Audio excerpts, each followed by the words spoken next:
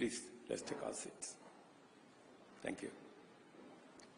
The weight of tragic events in recent weeks has tested our nation's resilience in the wake of unprecedented challenges. Persistent torrential rain has unleashed devastating floods, which have claimed 210 lives as of today. It has also caused injuries to many more and wreaked havoc on property, infrastructure, and livelihoods. No corner of our country has been spared from this havoc. The reopening date of our schools after the April holidays, which was scheduled for Monday this week, has had to be varied. Transportation has become challenging in many parts of the country due to flooded and damaged roads and bridges, and the threat of ravaging rivers and overflowing dams in downstream regions is immense. Water volumes in the Seven Forks Hydroelectric Power Dam have hit historic highs, with Masinga and Kiambere dams already spilling over through the managed spillways and threatening to overflow into neighboring settlements and causing devastation downstream in Garissa and Tana River counties. Sadly, we have not seen the last of this perilous period, as the situation is expected to escalate. Meteorological reports paint a dire picture. The rains will persist, increasing both in duration and intensity for the rest of this month and possibly after.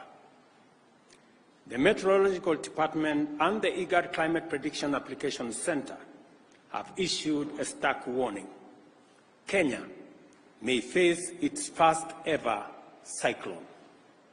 This cyclone, named Hidaya, could hit any time and is predicted to cause torrential rain, strong winds, and powerful and dangerous waves, which could potentially disrupt marine activities in the Indian Ocean and settlement along the Kenyan coast. Our country must act decisively and swiftly to mitigate the devastating impacts of the present crisis and protect life and property. The loss of human life, displacement of people, and destruction of property has been most profound within fragile ecosystems, on which the government has taken the following steps. First, the government has mapped out 178 dam and water reservoirs situated within public and private lands in 33 counties, which are already full and present imminent danger to adjacent settlements and people. Second, areas prone to landslides and mudslides in various counties have been identified as high-risk areas from which the adjacent settlements have to be evacuated.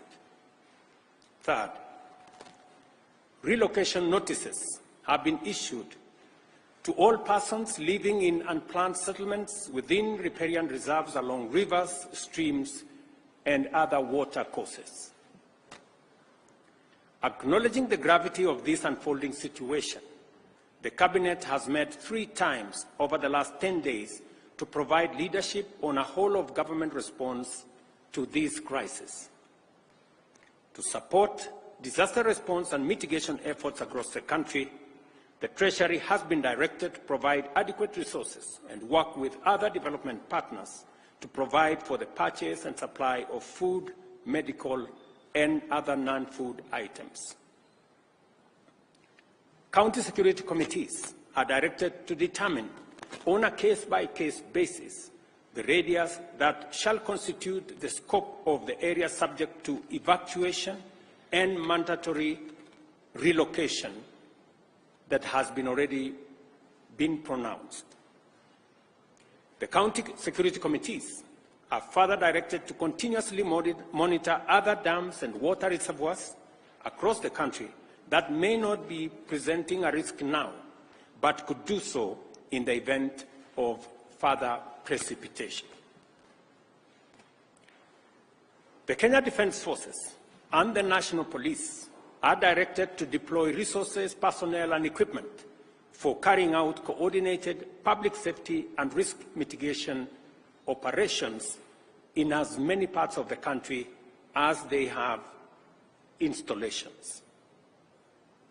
Security agencies are further directed to enlist the support of the National Youth Service and work with the National Government Administration officers to respond to this emergency, including ensuring timely, orderly, and human evacuation of all persons at risk. Cabinet secretaries will spearhead disaster response and mitigation efforts across the country, and to this end, ministries, departments, and agencies are directed to work closely with the National Disaster Operations Center and security agencies to ensure the whole-of-government approach to the management of the prevailing crisis.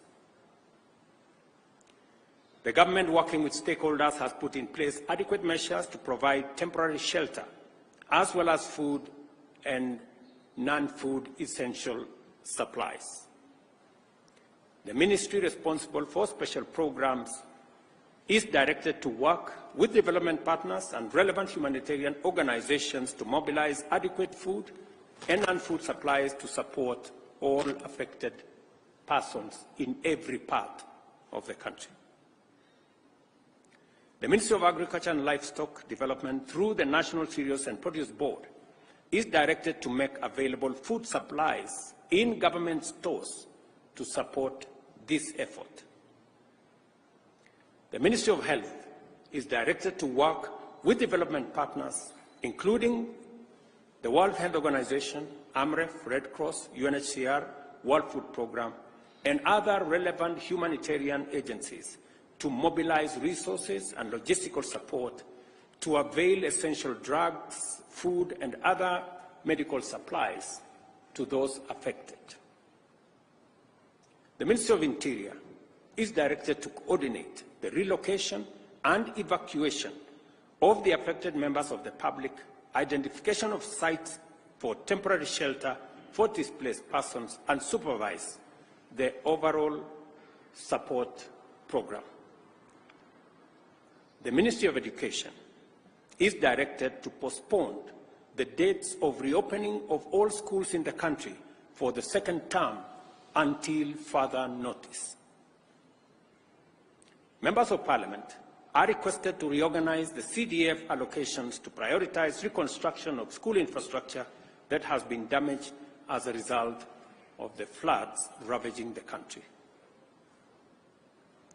As the national government plays its role in dealing with the current situation, I request and urge county governments, development partners, and private sector to join in these efforts and provide support as, where, and when they can.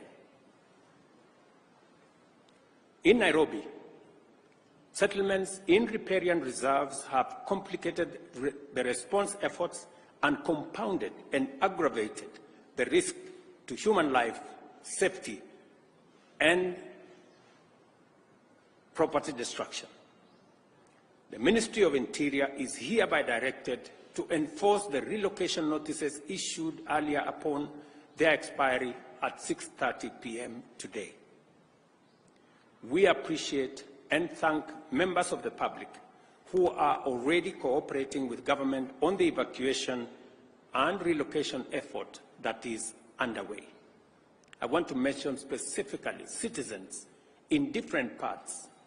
I saw, for example, in Dandora, citizens themselves volunteering, removing their structures, carrying their wares, carrying their furniture, and looking for places to store them. It is an encouraging development that citizens are part of the solution and they are participating in the evacuation and relocation efforts.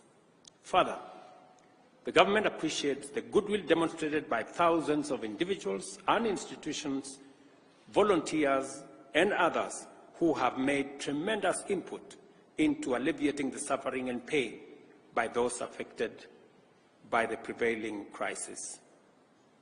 In the same spirit, the public is called upon to respect and adhere to safety alerts and interventions and to cease and desist from risking their lives or the lives of others by daring the force of nature. Kenyans must avoid endangering their lives by recklessly attempting to cross flooded rivers or drive on waterlogged roads. I extend my gratitude to the media for their commitment to contribute airtime worth Kenya shillings 100 million to support response to this crisis. The measures we are taking at present are aimed at responding to the current crisis in the immediate and the short term. For us to comprehensively address such a threat in the long term, we have to acknowledge and act to reverse the adverse effects of climate change. The current unprecedented crisis of floods that our country is experiencing, as well as the recent devastating drought our country faced, the worst in 40 years after 5 consecutive failed rains, is a direct consequence of our failure to protect our environment, resulting in painful effects of climate change as we are witnessing today. Our country will remain in this cyclical crisis for a long time unless and until we confront the existential threat of climate change. Our climate action agenda is informed by the sad reality that our country's future remains under threat until we restore our degraded ecosystems, including forests, rivers, and wetlands. We must therefore remain committed to confront this existential challenge and do it head-on. It is imperative for us to prioritize environmental conservation efforts and implement aggressive reforestation and wetland restoration programs. Scientific evidence indicates that restoring our natural habitats is our best defense against escalating weather extremes. To this end, I urge you, fellow citizens, to sustain and intensify your positive response to the ecosystem restoration agenda, which aims to grow 15 billion trees nationwide within the next 10 years. This year's program on climate action agenda will be made public in the coming days. The Ministry of Environment and Climate Change and Forestry is hereby directed to immediately expedite the implementation of the ecosystem restoration program and work with all ministries, departments, and agencies and other stakeholders to provide a whole of government, whole of society, whole of nation program. In the face of daunting challenges, immense threats, and unprecedented hazards, our nation has never faltered. The people of Kenya always stand with one another and work together to overcome adversity. We are called upon once again to join hands in this critical juncture and support each other until this season passes, and afterwards, in all endeavors to secure a sustainable future for generations to come. Together, we will win the war against climate change, and also we will build a resilient nation. Thank you very much. God bless you, and God bless our great nation, Kenya. Asanteni sana.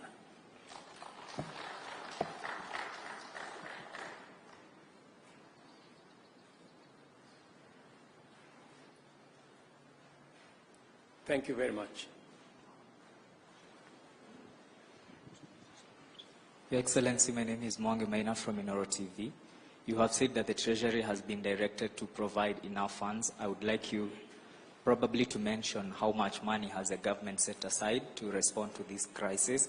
Again, you have asked the county governments to work in collaboration with the Ministry of Interior. We have seen some counties have already started setting aside money to respond to this crisis. So how will the national government and the county government work hand in hand to ensure that there is a seamless response? Thank you. We have 3 things in quick succession. Treasury has been mobilized to, number 1, prioritize disbursements to counties to make sure that counties have the necessary resources to deploy intervention to manage this crisis. Number 2, we have also directed Treasury to provide resources to our NGCDF and members of parliament to prioritize the reconstruction of school infrastructure that has been destroyed by the floods. Number 3, we have also directed the Treasury, working with the Ministry of Roads and Infrastructure and our military, to provide resources for roads, bridges, and other travel infrastructure that has been destroyed by the roads, by the floods. And we have asked Treasury to work with the resources they have, engage with development partners, and we are also encouraging the private sector to step forward. In fact, private sector persons, individuals, and organizations who wish to contribute to this national effort, the Office of the Deputy President will coordinate that effort, and additional information on how citizens, private sector individuals, private sector institutions can participate in this exercise will be issued by the Office of the Deputy President.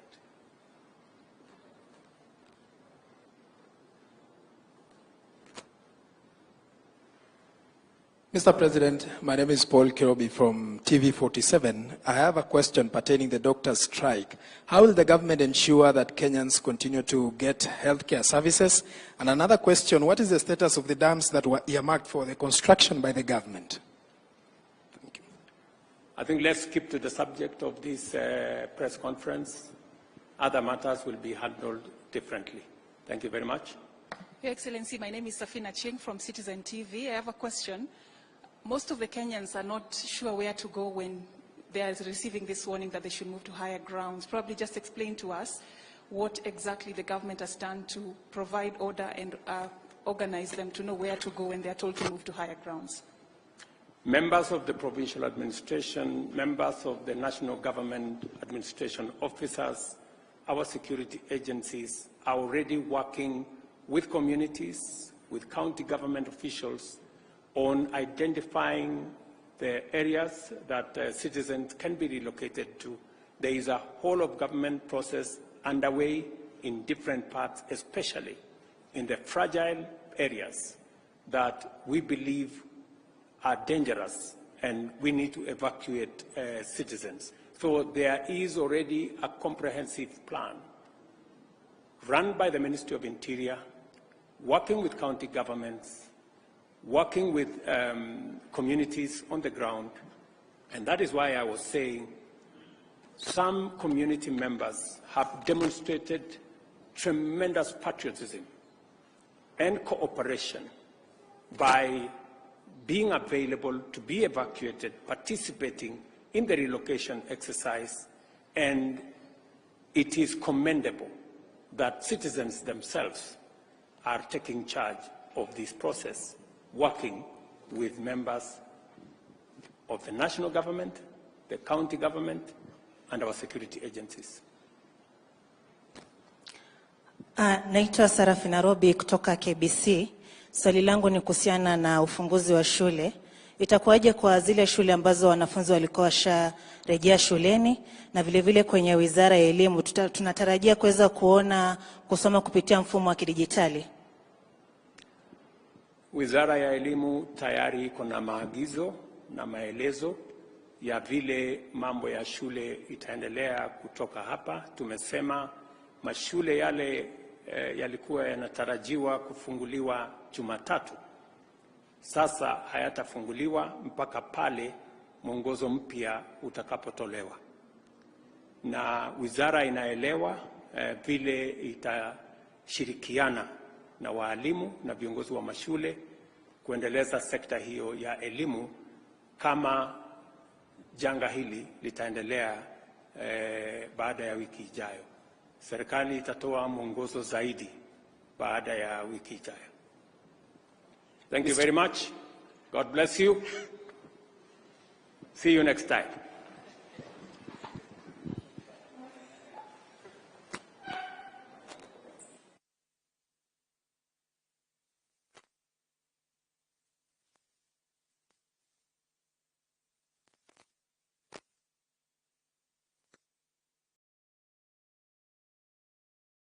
And defend this Constitution of Kenya and all laws